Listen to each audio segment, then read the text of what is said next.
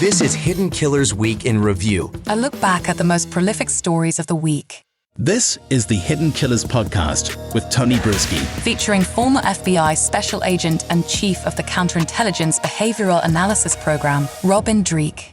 The case against Diddy, it continues to pile up. As of right now, no charges have been made, and Diddy has been denying everything until, of course, the video comes out and it says, oh, shit, sorry, I need God, I had counseling, blah, blah, blah, blah, blah, me. We all seen the video.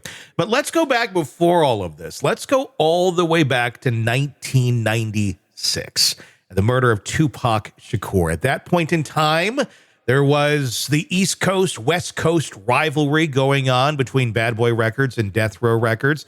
A lot of it was, it was for almost entertainment, it seemed, until Tupac got shot. And then Biggie got shot.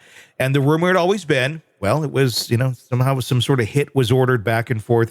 But unfortunately, nothing ever got that far. However, in the last year, Dwayne Keefe D. Davis has been charged with the murder of Tupac after bragging about being in the car, after bragging about ordering the hit on Tupac. But he's also said in many times, and the name does come up in the affidavits, Diddy, that Diddy had put something out there, $1 million bounty basically on the head of Suge Knight and Tupac Shakur. All these years later, all the stuff coming out about Diddy seems a little more plausible.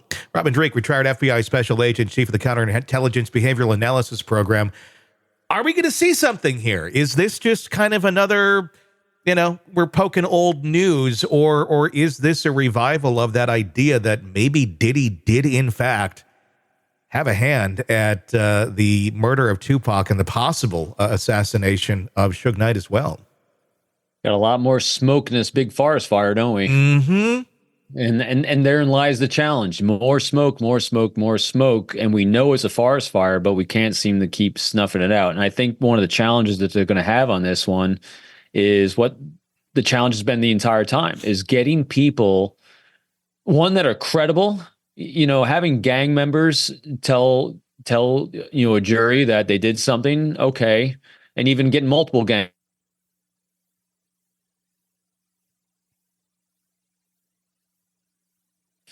So I think it's going to come down to evidence. People have got to give hard evidence on this one in order to actually get the fire to justify the smoke. Because without good hard evidence, I think they're going to keep weak. Because the other thing too is you're going to have people that heard confessions, saw confessions, knew something was going on in law enforcement. And I'm not saying people were paid off, but there's a reason why more things didn't happen when they were accused of happening. Mm-hmm. That's going to force people to reverse their thought process, reverse decisions. So there's just a lot of weeds that need to be pulled on this one in order to start planting some grass. And I'm just wondering if there's already been too much damage to the whole case of all the people that could have at one point in time spoke. I mean, everyone in the car is dead that shot at Tupac, except for Keefe D. He's the only one that's alive still to this day. The story is that he had instructed Orlando Anderson to pull the trigger, his cousin or nephew, I believe. And that's how that all went down. I don't know if he was going after the $1 million bounty, if he ever got the $1 million bounty. I don't believe so. But it's an investigation that really didn't go all that far back in those days. I know they'd reopened it here and there, and at one point they were kind of going down it, and there were some misconduct allegations again by law enforcement, and they put a pause on that more modern investigation, if you will. But again, you have so many people who you could have talked to that are no longer alive. You have some investigators that have some questionable history.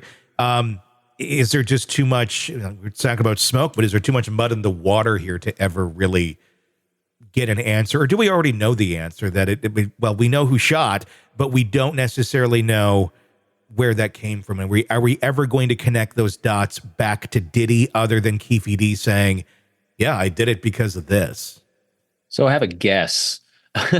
My guess is that, like you said, the water is so muddy and so convoluted, and the credibility is so all over the place. But people, you have the court of public opinion, which is probably convicting him on this point.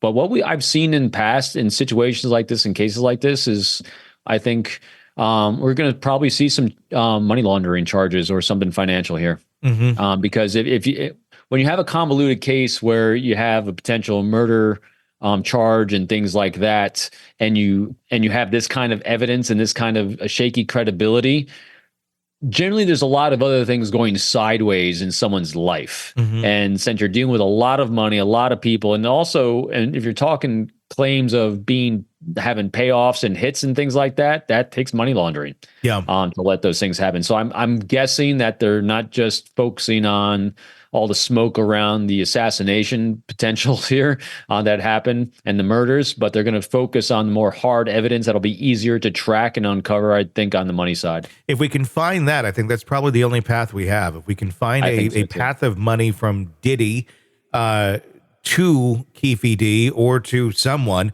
that was transacted shortly after the murder, then you might have a case here. It's just a matter of, can we find that? Is that out there? How did they launder it? Is it something that was trackable or traceable?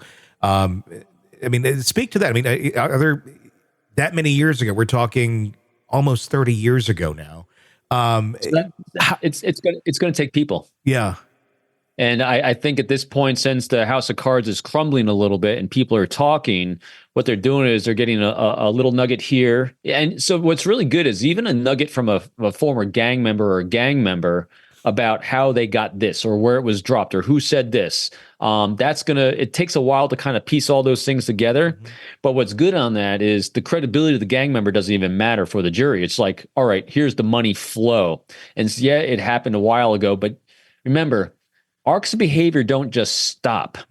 And so if someone was laundering money back then, the likelihood of people doing bad things with money now is really high. Why would they switch? Why would they stop? Because it never hindered them in the past. Yeah. And so I think what they're trying to do is they're trying to probably build a case around that, as well as those other things. And a case around that can have a lot of tendrils. And then if you have someone that you think is connected, you're going to have a conversation with that individual that could be a key witness that you're going to give immunity to actually to say these types of things and give more evidence and turn state's evidence. So there's a lot of moving parts in there when you actually have a large time frame, a large amount of money, and a large amount of people that have multiple potential crimes that they've been involved in. So I think they're probably just trying to lock in and they're prioritizing, what's most heinous of the prosecution, of what they've done or being accused of doing, but what's the most prosecutable? Because those things a lot of times might not be aligned. Sure. And so they're assessing. So the prosecution office right now is probably assessing all that. Yeah. There's so much to do with this case. There's so many cases, it looks like, that are going to be aiming directly at Diddy. It's going to go on for the rest of his life, I'm sure. And it's not just Diddy; it's his whole network. Yeah, I mean, they're going to take down an entire network and a sector of the industry for how they did their business. There is no doubt. Yeah, I agree. It's going to be fascinating to watch. Want to listen ad-free? Want advanced access to all of our interviews before anyone else? Become a True Crime Today Premium Plus subscriber on Apple Podcasts. You get every episode commercial-free. So you can binge on true crime until you can binge no more. Search True Crime Today Premium Plus on Apple Podcasts now, or go to our podcast page and sign up now. More of the Hidden Killers podcast next.